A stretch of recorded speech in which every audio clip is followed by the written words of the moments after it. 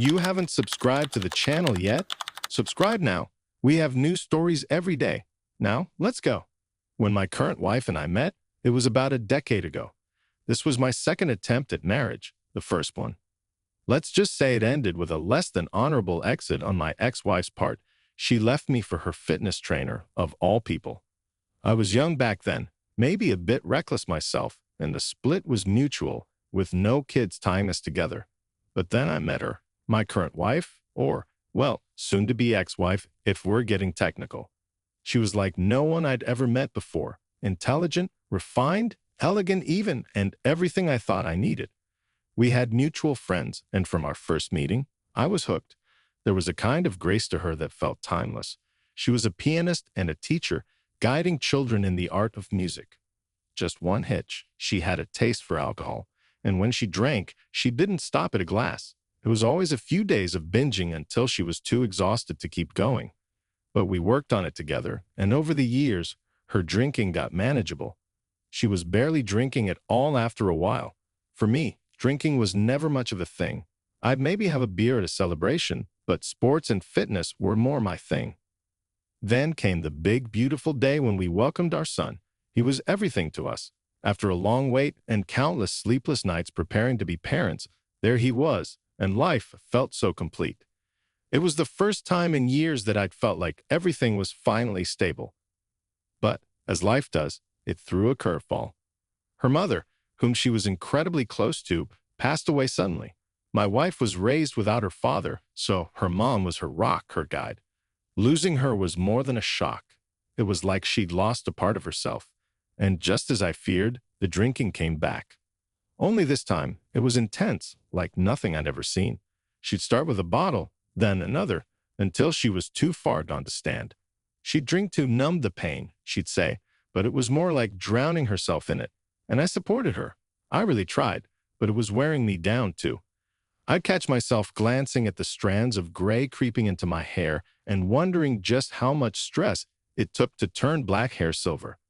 After about a year, she finally seemed to find some balance. The drinking wasn't completely gone, but it was more manageable. Things had cooled down, but there was this tension between us, a bit of a distance I couldn't put my finger on. I figured it was just the strain of everything. But then, one day, she mentioned wanting to go visit her sister in a neighboring state for a few days. I thought, sure, sounds good for her to reconnect with family. I offered to go with her, thinking it'd be a nice break for all of us. But she insisted on going alone. I hesitated, but she assured me she needed time to clear her head. I figured, fine. We all need space, right? Still, I had this nagging feeling and told her I'd come pick her up after a couple of days. So, off she went. Bags packed, kissed our son goodbye, and told me she'd call when she got there. Except, there was no call. Not the next day or the day after. I called her. I texted. Nothing. Radio silence. By the second day, I was really worried. I dialed her sister, asking if my wife had made it in safely, and that's when I got the news. She's not here, her sister said, sounding just as surprised as I was. My heart sank. My mind went through every possibility. Accident, hospital, 100 scenarios that made my stomach churn. I called the police, reported her missing, and then waited, sleepless, for any kind of answer. Finally, on the third day, she came back, and not in the way you'd imagine, no triumphant return. She stumbled through the door, disheveled, eyes glazed, barely able to speak. The smell of alcohol was overwhelming. She mumbled something incoherent as she walked past me. She was drunk beyond recognition, completely out of it. I helped her into the bathroom, splashed some cold water on her face, and got her into bed. After she passed out, I looked over at her bag by the door. I knew I shouldn't, but something in me needed answers. I checked it, not sure what I'd find. Inside was a mess that shattered any illusion I had left. There was a nearly empty bottle of gin, a pack of birth control pills, and a handful of condoms. My stomach twisted, my mind trying to make sense of it all. The woman I loved, the mother of my child, had she been off with someone else? The next morning, when she was still in a deep post-binge sleep, the doorbell rang. I opened it, expecting maybe a package or someone from the neighborhood. But instead, there stood a man, looking every bit as disheveled as my wife had the night before. He looked at me with a sort of bemused expression and asked, Is she here? I stared at him for a second, piecing it together. Are you? I started, not sure how to even finish the sentence. Oh, I'm her old high school friend. We, reconnected. He chuckled nervously, seemingly oblivious to my reaction.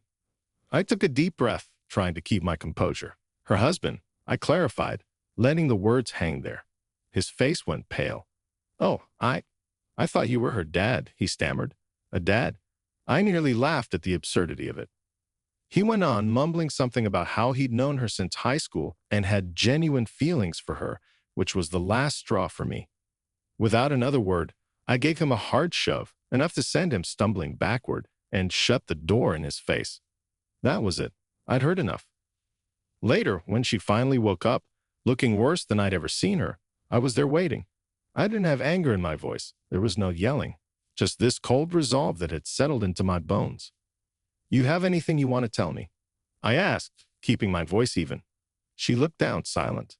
That was all I needed. No protest, no plea of innocence, just silence. So here's what's going to happen, I said, keeping my tone as steady as I could. I'll help you get back on your feet.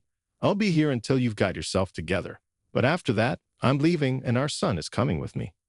She didn't argue. She just nodded, defeated, as if she'd known this was coming all along. And that's where we are now. I've moved out, taken our son with me, and am doing my best to build a new life for us.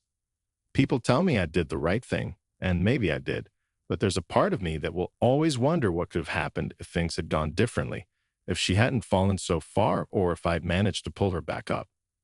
Maybe one day I'll find someone who appreciates a stable, quiet life. Right now, though, I've got my hands full raising my son and making sure he grows up happy and well-adjusted. I've learned my lesson about marriage, loyalty, and the importance of choosing the right partner. Here's hoping I get it right next time. Comment 1. Alex P. This is absolutely heartbreaking. You can tell he genuinely tried to support his wife, and the betrayal he faced is tough to read about. People sometimes struggle to cope with loss, but it's never an excuse to destroy a family. I hope he finds peace and happiness, especially for his child's sake. Comment 2. Jessica T. It's impressive how he kept his composure and didn't let emotions take over, especially when he confronted her friend. I think his choice to leave with his child shows real strength. Moments like this reveal a person's true character. Comment 3. Thomas G. I've never understood how someone can justify this behavior as coping.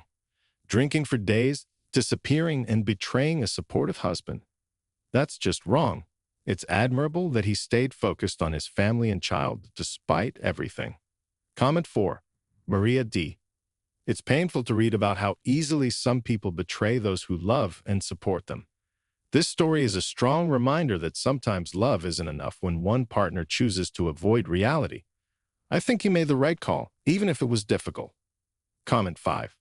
Liam F. He punched the guy and closed the door? That's iconic. The situation with his wife is sad, but her high school friend definitely didn't see that reaction coming. Glad the husband stood firm and didn't let himself get dragged down. Comment 6. Karen S. Such a sad story, but sadly, situations like this aren't rare.